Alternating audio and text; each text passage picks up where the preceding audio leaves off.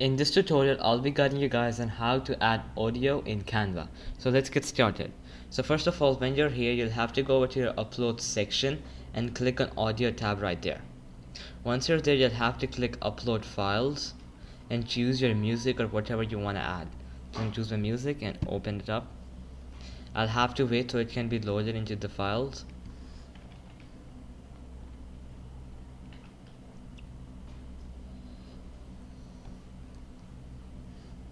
So once it's loaded, I just have to drag it and keep it on here. And once I've done it and I play the music right here,